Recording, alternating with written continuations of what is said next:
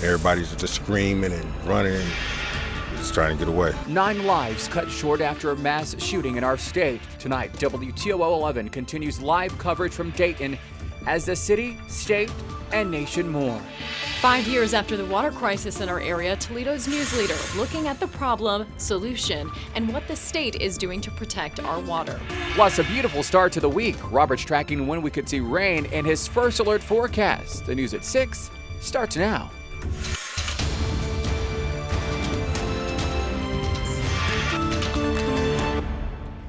Tonight, Dayton in mourning. 9 people, including a mother, the suspect's sister, a father, a student, all killed when a man starts shooting into a popular nightlife area. WTOL 11 has been in Dayton since the shooting happened, and our commitment continues tonight.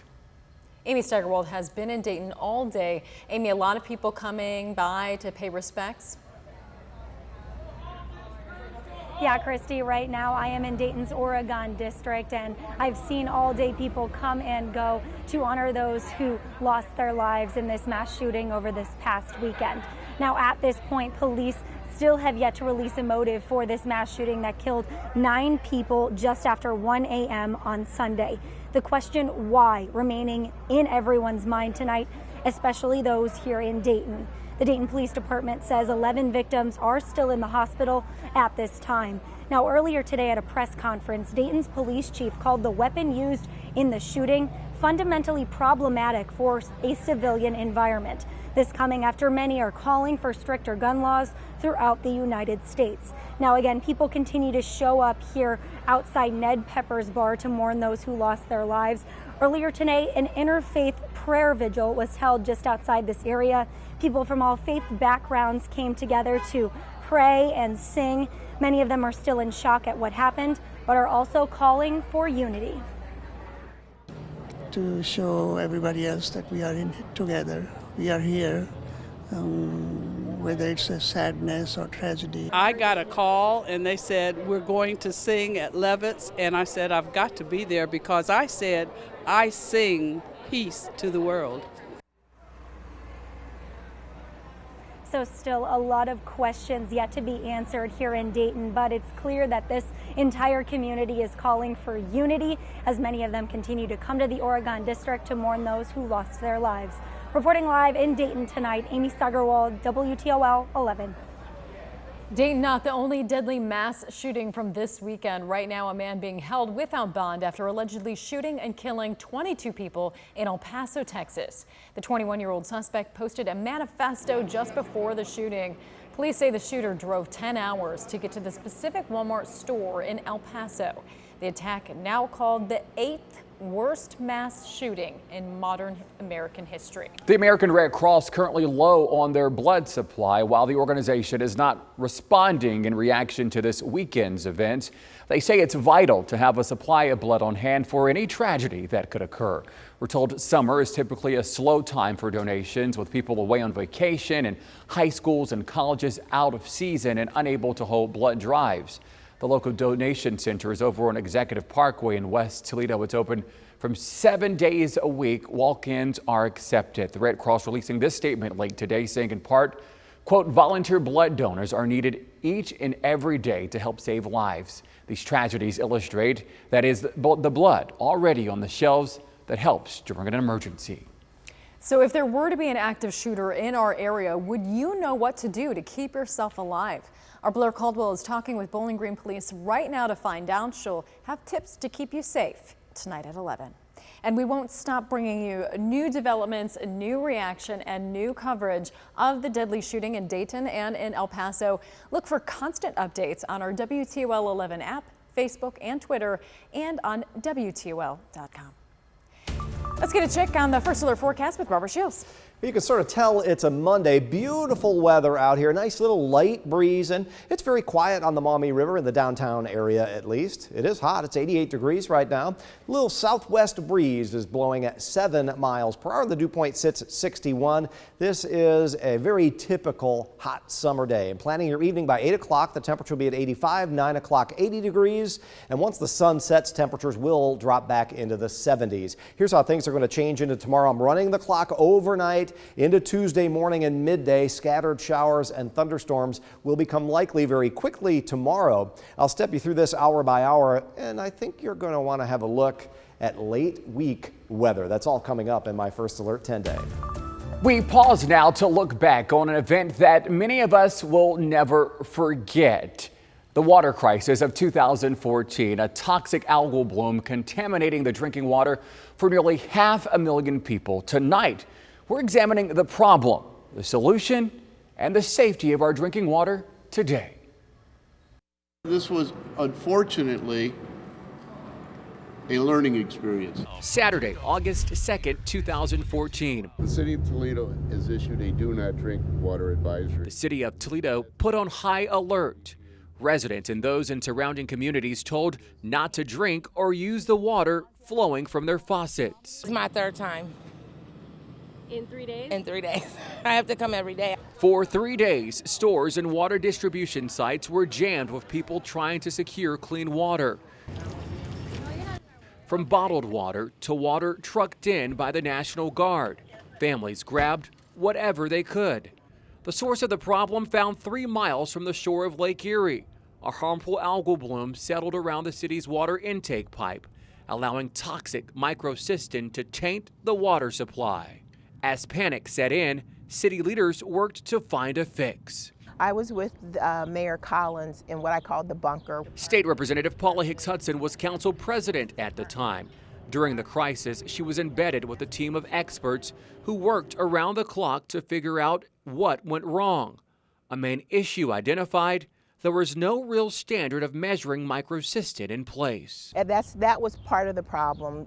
And the one standard that was being used was one from the World Health Organization, which talked about the level of microcystin over a much longer period of time. By Monday, August 4th, a solution was in place and the water was deemed safe to drink again. I'm pretty thirsty right now because it's been a long night. All right. Here's to you, Toledo. You did a great job. Words of relief for concerned residents. Yes, yes, I can go home and wash my dishes and stuff. Excited about that. The water crisis forced the city to pour big bucks into the Collins Park water treatment plant and upgrade testing procedures and early detection to ensure the water from the tap is safe. The citizens of Toledo have contributed $500 million of improvements to this water plant, $500 million, to the point where we can now say that there are no issues with our drinking water. We recently toured the water plant with Mayor Wade Kapsakavich to see just how your money is keeping the water clean. In addition to the nearly complete Toledo Waterways initiative, a number of facelifts and additions are being made at the plant, which was built back in 1940. The most noticeable: so the ozone facility is right there. Construction for the ozone facility, which will essentially vaporize any organic material from the water. I don't think we will ever see a drinking water crisis in this community ever again. It is Kapsakavich says the city has done its part to keep our water source, the lake, clean. He says the source of the problem is the agriculture and farming industry. To falsely claim that there are equal parties to this problem. They're not equal. Big cities like Toledo contribute 2.5, 3% of the problem. Agricultural runoff, 88, 90, 92% of the problem. That's not equal. That blame is not something those in the agriculture community have been willing to take lying down.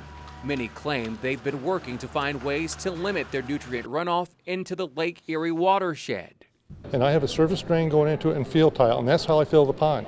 I do not have an algae bloom on that. And I mean, if the fertilizer is getting off there, I should be able to have the fertilizer going into that pond. I should have an algae bloom, and it's just as clear as can be. Despite state efforts and incentives to farmers aimed at cleaning up the lake, many environmentalists claim the conditions now might actually be worse than 5 years ago, sending lawmakers in Columbus back to the drawing board. Many of our streams and lakes and rivers in Ohio are in trouble. Representative Hicks Hudson is confident that the newly passed H2 Ohio Fund will help do just that. 2 weeks ago, Governor Mike DeWine approved the plan in the state budget to dedicate $900 million during the next decade to improve water quality by addressing aging public works and the financial needs of farmers as they seek to reduce runoff. He really seems to have put a priority on cleaning up the lake, and that is wonderful. But all the money in the world without accountability isn't going to solve the problem. Now, we took that accountability question directly to Governor Mike DeWine. Hear his response next Tuesday night at 6. And tonight, the City of Toledo's water quality dashboard remains in the safe zone. If that were to ever change, we will let you know immediately here on air, online, and with an alert to your phone.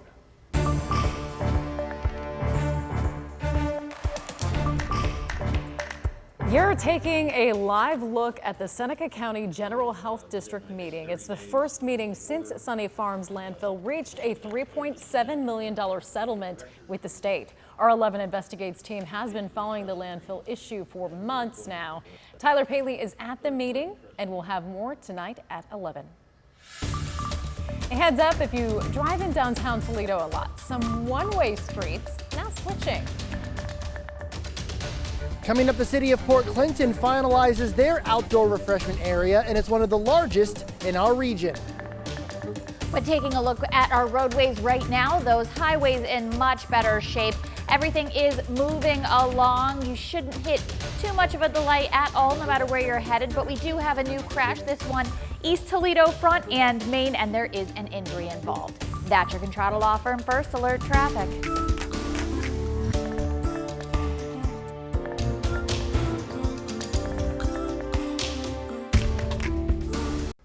Yet another DORA has been approved in our area, and it's one of the biggest in Northwest Ohio. John Monk has more from Port Clinton. Last week, Port Clinton City Council approved legislation to create an outdoor refreshment area along their downtown. But the open drinking area isn't just in the downtown.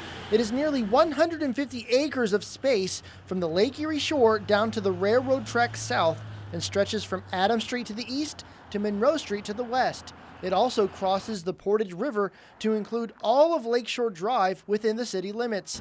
The idea is to not only create a synergy among downtown businesses, but to also help allow business owners more latitude in how they serve guests and throw parties, festivals, or events. So many folks wanted to participate. There are 16, 17 licensed liquor establishments in that designated area, and 10 or 11 have said, yeah, we're on board, and a few others have said, let's see what happens, and we're sure they want to jump on as well. And the goal is to have all the paperwork finished in time to have this outdoor refreshment area finalized and opened by the end of this year's tourism season and open in September.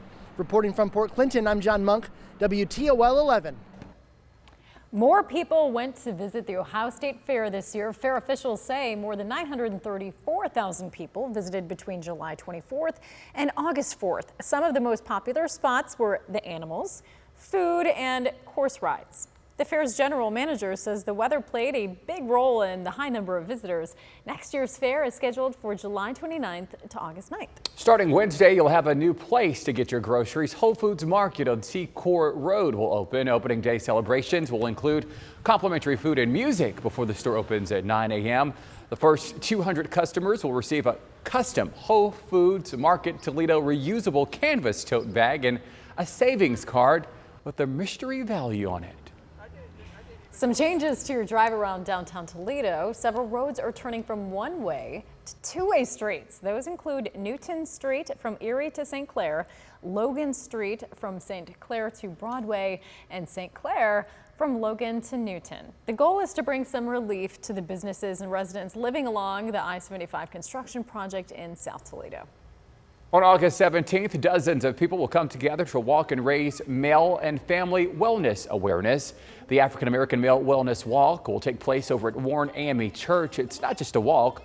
There'll also be free annual screenings for men and their families. Today, the National Ambassador Robert Richards stopped by our studios to talk about the importance of this walk. It's personal for me. I lost all four of my grandparents a little bit too early to poor health. And so if I can be a spokesman to get people off the couch and to get people to be active, know their numbers and see their doctors once a year, preventative health is very important. The walk begins August 17th at 8 a.m.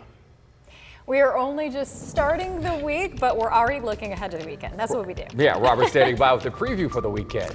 It really is looking brilliant, and it's part of my 10-day forecast. That's coming up here in just a couple minutes.